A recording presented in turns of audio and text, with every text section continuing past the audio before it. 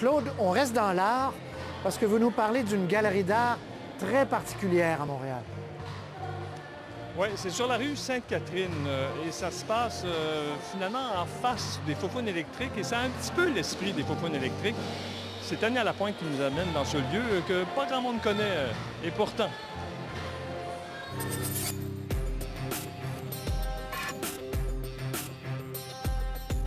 Ici, c'est Stu Andronelli de Toronto. À la manière du graffiti, c'est à même les murs que les artistes produisent leurs œuvres à la galerie Fresh Paint. La différence, c'est qu'ici, c'est légal et à l'abri des intempéries. Il y a combien d'artistes qui sont passés ici depuis un an?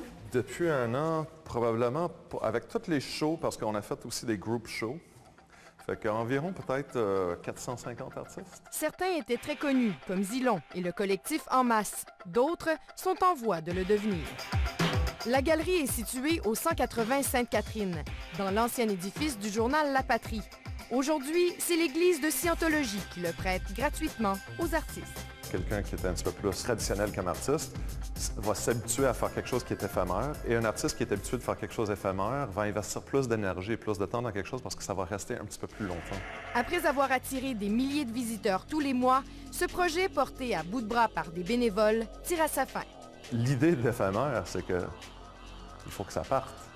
Fait que si tu veux bien représenter une culture éphémère, le lieu aussi, il faut que ça soit éphémère. Une vitrine qui a offert à des artistes de tous âges une visibilité auprès d'un vaste public. Les enfants, tant que des adultes, tant que n'importe qui, triplent là-dessus parce que la construction, le fait que c'est fait en carton...